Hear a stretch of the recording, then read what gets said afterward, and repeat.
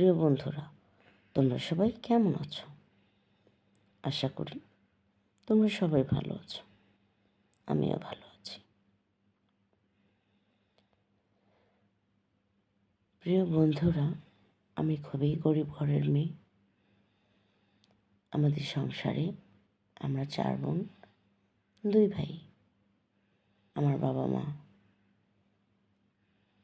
সেই ছোটবেলা থেকে দেখতাম অনেক কষ্ট করত।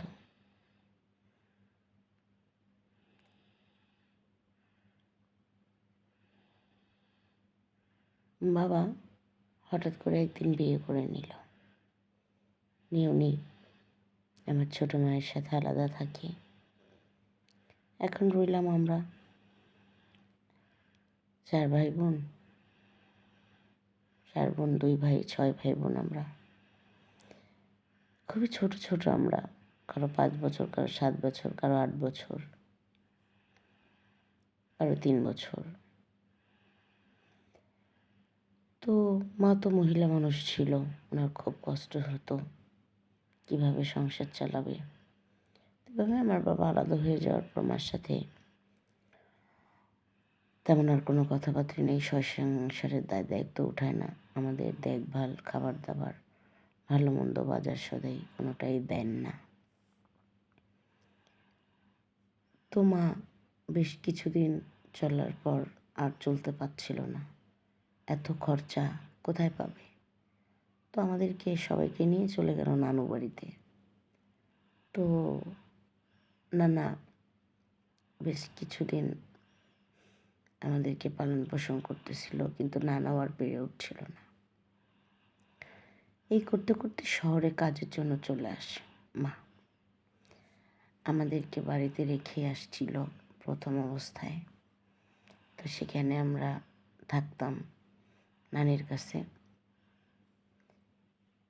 নানি মোটামুটি আমাদের যথাযথ সম্ভব খাবার জোগাড় করা, কাপড় চোপড় জোগাড় করা, ওনার সামর্থ্যের মধ্যে যা পারত করতো, কিন্তু ওভাবে আর চলছিল না। তো মা শহরে এসে কাজ কাম জোগাড় করলো, কাজ শুরু করে দিল। এই করে করে মা টুকিটাকি পয়সা রুজি করছিল। রুজি করে করে মাস শেষ হলে মা বাড়িতে একবার আসতো। সে এভাবে বাড়িতে আসার পর টুকিটাকি যা নিয়ে যেত বাজার সদাই করে তো শেষ। ওটা দিয়ে তো আর চলে না। পরে নানা নানিরা তো আমাদের ভার বইতে পারছিল না, তাই আমাদেরকে এক একজনকে এক এক জায়গায় রাখে। খালার বাড়িতে, মামার বাড়িতে, মার সাথে 2-3 জন, এভাবে। তো এইভাবে করতে করতে আমরা একটু বড় হয়ে যাই। বড় হয়ে যাওয়ার পর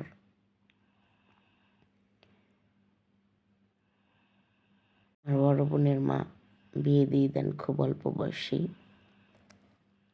মেজ বোনেরও বিয়ে হয়ে যায় খুবই অল্প বয়সে। সবারই 10-11 বয়সে বিয়ে দিয়ে দিয়েছেন, কারণ উনি আর পারতেছিল না। দিন দিন বয়সটাও বাড়ছিল, অসুস্থও হয়ে পড়তেছিল। ওনার দ্বারা এত পরিশ্রম করে এত দায়িত্ব উঠানো খুব একটা সহজ ছিল না। এভাবেই সবাইকে পার করে দিল। দেওয়ার পরে ভাই তো খুব ছোট, কোনো কাজ করতে পারে না। আমরা ছোট 2 বোন রয়ে গেলাম। তো আমার ছোট বোনটা একদমই ছোট ছিল। মাও খুব অসুস্থ হয়ে পড়ল। ভাইটা মোটামুটি কী করবে, কিছুই তো করতে পারে না। মাথায় বোঝাও হইতে লাগলো। 2-4-5 টাকা যে যাই দেয় তা আইনাই মার হাতে দেন মোটামুটি। তো সেটা দিয়েও আর চলছিল না। পরে আমাকে এক বাসায় কাজে দিয়ে দিল।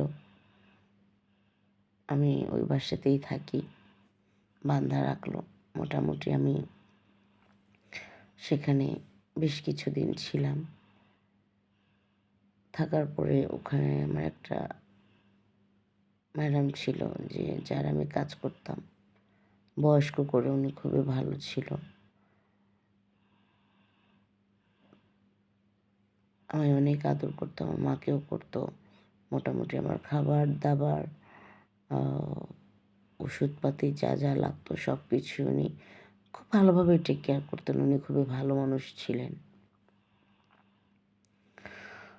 তো ওনার একটা ছেলে ছিল যে বাহিরে থেকে লেখাপড়া করতেন, মাঝে মধ্যে বাড়িতে আসতেন। তো আমি প্রথম 6 মাস যখন ছিলাম, ছেলেটাকে দেখি নাই। তো বাইরে বাইরে লেখাপড়া করতো। 6 মাস পরে হঠাৎ করে দেখি একটা ছেলে আসছে বাড়িতে। শুনতাম যে ওনার ছোটো ছেলে বাইরে থেকে আসবে। বাইরে থেকে লেখাপড়া করে। তো আসছে, ভালো কথা আসছে। তার জন্য অনেক ভালো ভালো রান্না হচ্ছে। খাওয়া দাওয়া করাবে। ছেলে এতদিন পর এসছে বলে কথা, তাই না? যাক, আসার পরে সেবারে 1 সপ্তাহ ছিল। থাকার পর সে চলে গেল। ওইবার তো ভালো ভালোই চলে গেছে। আমার পড়াশোনায় আরও একটু আমায় সাহায্য করতো সে। মোটামুটি আমার ভালোই লাগছিল, খারাপ লাগছিল না। যে ওনারা এত বড় মাপের মানুষ হয়ে আমাকে এত টেক কেয়ার করে, উল্টো বেতন দেয়, খাওয়া পড়া থাকা সবই দিচ্ছে। আমার মাকেও কত সম্মান করতেছে। বিষয়গুলো আমার কাছে বেশ ভালোই লাগে। যাক, ওইবার তো শেষে চলে গেল। যাওয়ার পর আবার 6 মাস চলে গেল। যাওয়ার পরে এখন তার লেখাপড়া কমপ্লিট, দেশে চলে আসছে সে। আসার পর এখন সে বাড়িতেই থাকে। তার ঘরটা আলাদা একটা ঘর ছিলেন। ওটা সবসময় বন্ধই থাকতো দরজাটা। যেহেতু উনি থাকতেন না, তার অবর্তমানে ওই ঘরে কেউ যেত না। শুধু পরিষ্কারের কাজটা চলতো ঘরে। তো উনি আসার পর থেকে তো রুম উন্মুক্ত। প্রতিদিনই ঝাড়া পোছা হচ্ছে, ওনার খাবার দাবার। আর উনি এমন মানুষ ছিল যে উনি সবার সঙ্গে টেবিলে বসে খেতেন না। ওনার খাবারটা ওনার ঘরে দিয়ে আসতে হইতো। তো ম্যাডাম খুব বয়স্ক মানুষ হওয়ার কারণে এতটা টেক কেয়ার উনি করতে পারতেন না। তো খাবার টাবার ছোটো সাহেবের আমিই দিতাম সবসময়। এভাবে কয়েকদিন চলতে চলতে দেখি কি ছোটো সাহেব মাঝে মধ্যে আমার দিকে একটু একটু আর চোখে চোখে তাকাচ্ছিলেন। তো বিষয়টা আমি অতটা মাথায় নিইনি, কারণ ওনার এমনিতেই অনেক ভালো মানুষ ছিল। এভাবে চলতে চলতে চলতে চলতে একদিন ম্যাডাম উনি ওনার ব্যাংকে গেছে কোনো একটা কাজের কারণে। বাসা সেদিন একাই ছিল। থাকার পর ছোটো সাহেব আমাকে ডাকলো। উনি সেদিন ওনাদের ড্রয়িং রুমে বসে টিভি দেখতেছিল। আমাকে বললো যে আমার মাথাটা খুবই ব্যথা করতেছে, আমার মাথাটা একটু ডাবায় দে তো। তো ওনার কথা মতো আমি মাথা ডাবায় দিচ্ছিলাম। দেওয়ার পরে দেখলাম উনি চোখ বন্ধ করে থাকে, একটু পর পর চোখটা খোলে আর আমাকে দেখতেছিল। এভাবে করতে করতে বেশ কিছু সময় হয়ে গেছে। পরে আবার বলতেছে যে তুই এক কাজ কর, আমার পা দুইটা একটু টিপে দে, হ্যাঁ, একটু ডাবিয়ে দে, আমার শরীরটা ম্যাচ ম্যাচ করছে, আমার না ভালো লাগতেছে না। আচ্ছা, দিচ্ছিলাম। তো মানে আমি যখন পাড়া পাচ্ছিলাম উনি আমাকে এভাবে বলতেছিল যে গিরা থেকে শুরু করছি, বলছে নখগুলো টেনে দিয়ে দিলাম, আরটু উপরে দিয়ে দিলাম, আবার বলতেছে আরটু উপরে দিয়ে দিলাম। এভাবে করতে করতে না জানি না কী হয়ে গেল, উনি আমার সাথে মানে জোর করে যা করার তো করলো, আমার সব কিছু কেড়ে নিল।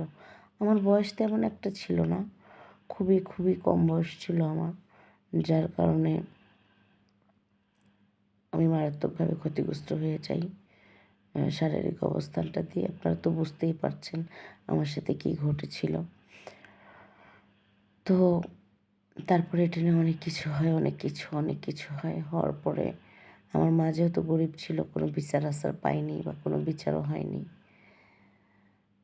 তো এই গল্পটা আপনাদের মাঝে শেয়ার করার একটাই কারণ, আসলে আমরা নিজেদের দুঃখ কষ্টের কারণে, মজবুরির কারণে, না পারাকতার কারণে দেখা যায় নিজের মেয়ে সন্তানদেরকে অনেক সময় অনেক বাসাবাড়িতে কাজে দেই, বাঁধা থাকে। তাদের সাথে ম্যাক্সিমাম কিন্তু খুবই খারাপ ঘটনাই ঘটে থাকে, যেটা আমাদের মোটেও উচিত নয়। আসলে পরিস্থিতির কারণে, সংসারের ভারের কারণে, দায়িত্ব কর্তব্যবান লোক না থাকার কারণে অনেক সময় মেয়েদেরকেই অনেক ছোট বয়সে নিজের কাঁধে দায়িত্ব তুলে নিতে হয় এরকম হাজারো লক্ষ কোটি পরিবার আছে, যাদের নাই তারা হয়তো বা বুঝবেন না, কিন্তু যাদের আছে বা যারা এগুলোর ভুক্তভোগী তারা অবশ্যই বুঝবে।